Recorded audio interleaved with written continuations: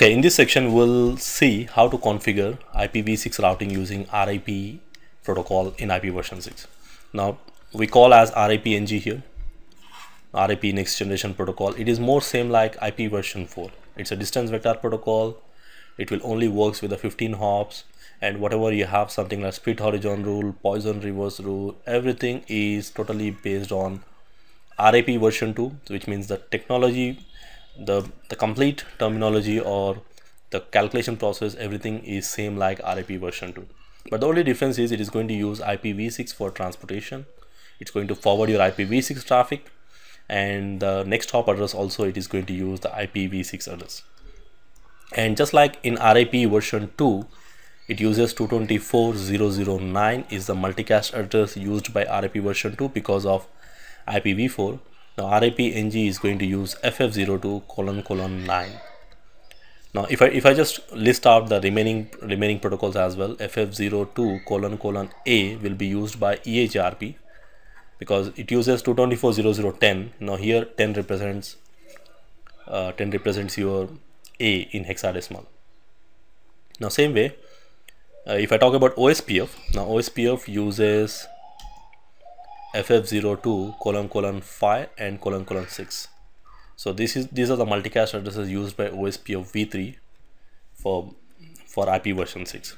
Okay, now similar way here, and it uses the port number, UDP port number 521 for sending the updates. Okay, when it comes to configuration, the next thing we need to know how we configure RIP. That is the main part here, because when it comes to theoretical concepts, it's going to be the same, but when we start configuration of RIP, it's going to be different. Let us see what are the commands. So now router 1 and router 2, I want to ensure that the router 1 and router 2 should communicate with each other through RIPng. That is our protocol which we are going to use. So what will be the command? Now if you talk about RIP version 2 which we are using in IP version 4, we just go to config mode and then we simply say router RIP, and then we say version 2 and no auto summary, those options, and then we give some network command and advertise the network by using a network command. Now these are the commands which we use in IP version 4, but in case of IP version 6 the commands are totally different here. Now the first command, we need to go to config mode. Let's say I'm doing it on the router 1. We need to go to config mode and then we have to say IPv6 router RIP, and then we have to define any name for the process ID. Let's say I'm giving a name called CCIE. Now what is exactly this one? Now this is your process ID. Just like in OSPF we have a process ID, if you remember. Same like RIP also uses process ID. Now the concept of process ID is more same like OSPF. Let's say this is your provider router, and then it is connecting to multiple customers, and all the customers are using OSPF, and I want to make sure that I want to run 4 different OSPFs, so I can use OSPF process ID of 1 on the side, process ID of 2, process ID 3, process ID 4. Just like in OSPF we use different process IDs for different OSPF implementations. Similar way in RIP also we can use this kind of terminology, these kind of things, but the only difference is we don't use any number. If you want, you can use number also, it can be any character, but we define it's as a process ID here. It can be any name, which means on the same router in RIP also here, if you're connecting to 2 different customers, now I can use RIP process ID CCIE on one side and CCNP on the other side. Now these 2 RIPs are running on the same router, but they don't interfere with each other. Now the main concept of giving the process ID is ensuring that we can run multiple RIP instances on the same router without actually interfering with each other. Okay, the more like a OSPF concept, but it also has some kind of concept similar to EHRP here. Now which means now this process ID must be same on both the routers in order to exchange the routes, which means let's say on the router 1 I'm using the process ID of CCIE, and if I use a process ID of CCNA on this side, these 2 will not exchange the routes. Now it's mandatory that both the sides you must use the same name as a process ID. So that is something we need to keep in mind. Now this is something quite new in IP version 6. Now this command is more equivalent to this command, you can see, but the only difference is you have some extra thing like process ID is added, and you have IPv6 written before, because every protocol have IPv6 written before, so that is something not strange. It start with IPv6 always, and then router RIP and CCIE process ID. Now after this, once you give this command, you go to which mode?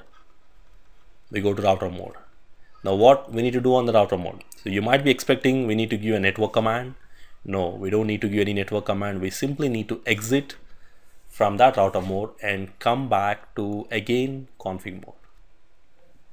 Now you can ask me what we do for advertisements. Now to advertise, we don't have a network command here. Instead, we just need to go to the interface. Now on this side, I'm using interface S1/0, and we need to go to the interface mode. So I'm on the interface mode, config if, and inside that interface mode we need to enable the protocol. That's it. Now if you want to advertise this IPv6 address on that interface, we don't need to use any network command. I just need to go and say IPv6 RIP. What's the name of the RIP I used? CCIE, and then enable. That's it. So once you enable the protocol under the interface, automatically what happens is whatever the IPv6 address present on this interface will be automatically advertised. That's it. So it's very simple in terms of advertisements. So no more, you don't really need to memorize or see what is a network and what is a network ID like that. You just need to figure out what are the interfaces connected and what are the interfaces we need to advertise, and enable the protocol under that interface. That's it. Now same thing I need to do on the other interface. What is the other interface here? Interface F0/0. Again the same command, IPv6 RIP CCIE, and then we need to give enable. That's it. So once you use these commands, both the interfaces will be advertised. If you have more number of interfaces, again do the same thing on both the routers. Okay, so this is how we configure IPv6 RIP, that is what we call as RIPng. Not only this protocol, almost all the protocols have the same kind of advertisements where we need to enable the protocol under the interface instead of advertising using a network command. Okay, so let's verify this. I'm going to router 1. I'm going to implement and verify the same commands here. So the first thing, if you remember, we already have a static routing default routing configured. So I'm just going to continue with the same IPv6 addresses, but before that I need to remove that IPv6 default route which I configured in my previous section, because I don't want to use default routing here. I want to use RIP routing. So done. So now if I give show IPv6 protocols, I don't see any of the protocols running here. Now I need to say IPv6 router RIP, and then you can see here it's mandatory. It's mandatory here. You can see there's no CR option here, CCIE. Now you can see there's no message, because when you give this command, you need to ensure that that IPv6 unicast routing has to be enabled. Okay, so which it's going to confirm that if you don't see any message, because if that IPv6 routing is not enabled, then you'll see a message saying that IPv6 routing is not enabled. Please enable IPv6 routing before you use any of the dynamic routing protocols. Okay, so the routing is enabled, and then go to the interface, IPv6 RIP CCIE enable, and what is the other interface? F0/0, and same command. That's it. Now I'll go to router 2 also. I'll do the same, IPv6 router RIP CCIE, and then go to the interface, IPv6 RIP CCIE enable, and then interface S1/0, or yes, S1/0 IPv6 enable. So now verification.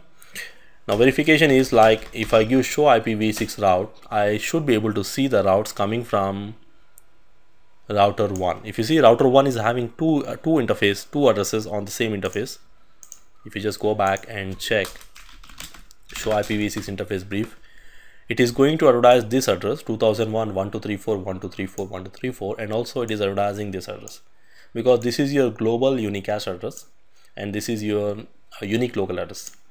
But it is not advertising this address FE80. The reason is it is a linked local address and it is non-routable. If you remember, we discussed these things in the basic IPv6 classification topic. Okay, so whatever the addresses present under the interface, it can be 2 or it can be more than 2. Any number of interfaces, any number of addresses on the same interface will be automatically advertised. So now if I try to communicate with FC00:11:11:11:1, I should see the communication. And to verify some more verification commands, I can use show IPv6 protocols. It will show you what are the protocol you are running and what are the interfaces you are advertising on that particular router. Now I'm enabling on these 2 interfaces. Now this is very useful command because sometimes we may miss some of the interfaces giving the command, and if you want to verify or confirm whether all the interfaces are enabled with the command, what's that command? IPv6 RIP CCI enable, then we can simply use this command. And for verifying the routing table, we can use show IPv6 route on the router 1 or on the router 2. So I'm going to say show IPv6 route, or simply to filter the routing table you can say show IPv6 route RIP. So it is going to display only the RIP routes which are learned from the other router.